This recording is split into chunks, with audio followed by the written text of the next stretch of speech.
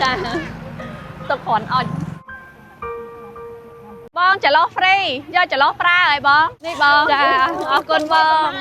ថ្ងៃហ្នឹងខ្ញុំមកជួយម៉ៅចន្លោះអ៊ំយកទាំងអស់អ៊ំគិតហ្មងលេខមកលក់1 5,000នេះហ្មងឥឡូវរាប់ចាក់ស្ដែងហ្មងអញ្ចឹងអ៊ំ4 5 6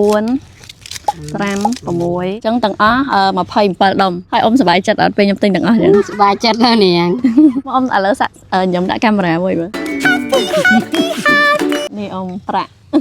យ៉ាងបានគិននាងជួយអ៊ំបានអ្នកផលសល់ផលបនបានទៅចេះមកពីម៉ែអើមកម៉ែតែងធ្វើផ្ដាំមាញ់តែក៏រៀនធ្វើតាមគាត់ណាចាបបពិសោធន៍អ៊ំឡើងយូរឆ្នាំហើយនោះឡើង50-60ឆ្នាំទៅហើយមិនលេងសើចទេអ៊ំអាចថែមុខរបរនេះបានដល់ឥឡូវរាល់ថ្ងៃគេចង់លក់មកក៏អត់ចង់ធំចេះទេគេចង់ទូច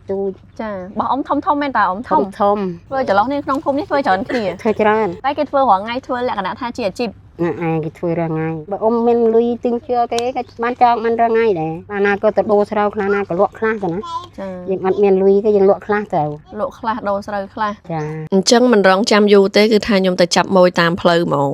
បងចន្លោះហ្វ្រីយកចន្លោះប្រើហើយបងអរគុណអ៊ីចាទុកគ្រាន់អត់ចាបងចាអរគុណបងនេះអ៊ំចាអរគុណនេះបងចាអរគុណបង